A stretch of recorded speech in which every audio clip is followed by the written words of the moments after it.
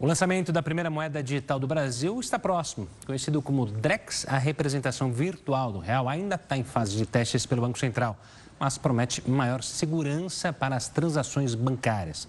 Para entender melhor como essa moeda digital vai funcionar, a gente conversa agora com Marco Zanini, CEO da Dynamo Networks, que participa do projeto de segurança do Drex.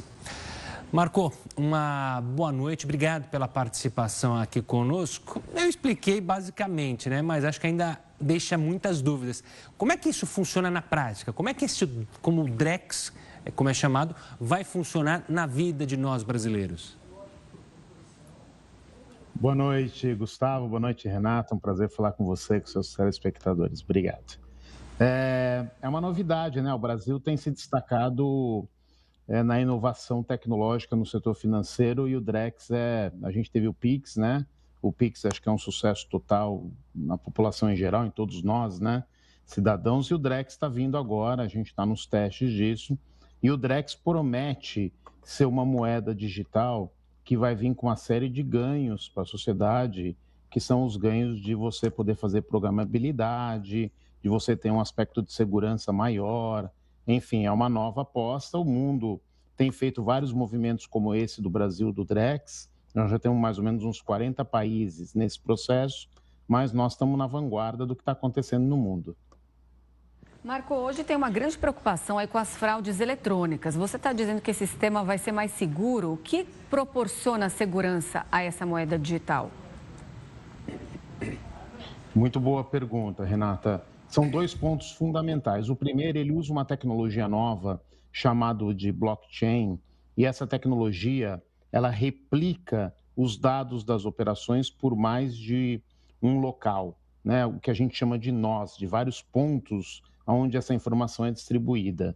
Isso faz com que tanto a identidade das pessoas quanto a informação daquela transação financeira, ela não possa ser adulterada em só um ponto, e isso já caracteriza uma fraude ou induz a fraude. Os fraudadores teriam que mudar isso em diversos pontos diferentes ao mesmo tempo, e isso, pela tecnologia usada, é praticamente impossível. E o segundo aspecto importante do Drex é que ele vai ter, a moeda digital, ela tem uma programabilidade. Eu posso dizer qual é o destinatário daquele dinheiro ou para o que ele está sendo usado para pagamento, e isso faz com que a gente tenha, que o Banco Central e o mercado financeiro, de um modo geral, tenham um controle maior sobre esse tipo de transferência, e a gente acredita que isso deve mitigar muitas fraudes. Isso que você está falando, então, pode ser diretamente usado, por exemplo, em benefícios sociais para evitar que pessoas que não devem receber esse valor recebam, e também, quem sabe, para limitar esses gastos. Por exemplo, a gente está tendo um boom de apostas digitais e começou, as famosas bets, e começou a se falar muito que tinha gente que estava usando dinheiro do benefício do governo para fazer apostas. É possível, com o Drex, remexer nisso? Sim, Gustavo, e essa é uma inovação do Drex, ou não só do Drex, de uma moeda digital. A grande diferença da moeda digital é que eu vou poder programar o que vai ser feito com ela ou o que não vai ser feito com ela.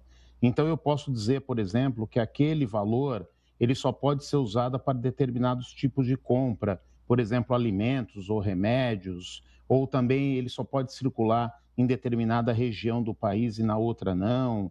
Enfim, existe uma forma de você fazer a programabilidade do dinheiro, é o que a gente chama no Drex de contratos inteligentes. Quando você distribui aquele dinheiro, ele já vai programado e você pode determinar o que vai acontecer isso. Nesse caso, se esse dinheiro dos benefícios fossem distribuído via Drex, por exemplo, eu poderia programar que para jogos ou qualquer tipo de entretenimento, aquele dinheiro não pudesse ser usado. Isso teria evitado aí, provavelmente, um volume gigante de utilização indevida desse dinheiro.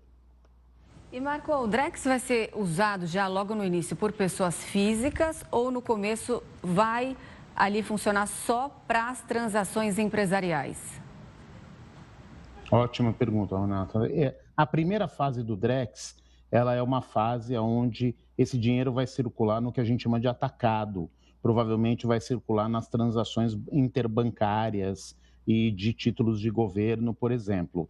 Mas, na sequência, o mesmo projeto ele pode ser expandido até chegar no cidadão, né? Hoje o cidadão está muito acostumado com o Pix, mas o Drex poderia, em algum momento, entrar no mesmo modelo de pagamento entre pessoas e usando esse benefício da programabilidade também. Então, a resposta é, nesse primeiro momento, ele vai entrar no atacado, no sistema financeiro, mas depois o Banco Central pode expandir isso para as pessoas físicas também. A gente tem um cronograma, Marco, uma previsão de quando a gente vai começar a ver o Drex funcionar de fato? Sim, Gustavo, nós passamos um ano mais ou menos, nós estamos aproximadamente um ano, esse ano todo, fazendo toda a parte de teste de infraestrutura do Drex, né? É uma coisa muito importante aí, que o Banco Central tem tomado cuidado nos projetos, o Pix foi assim, o Drex também, de fazer um teste dessa infraestrutura e durante um período para que a gente possa ter certeza que quando isso chegar na população não vai ter problema.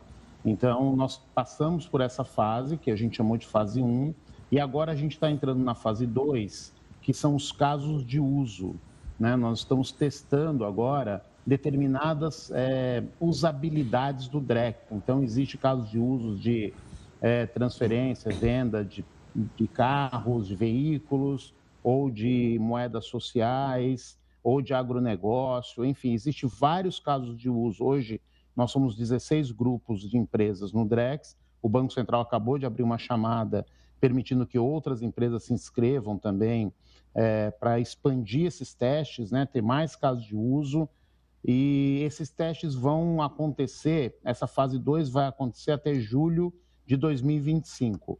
A partir de julho de 2025, o Banco Central decide se o sistema já está pronto para entrar em produção, né, ser usado, ou se eventualmente nós vamos expandir mais algum período para fazer mais algum teste.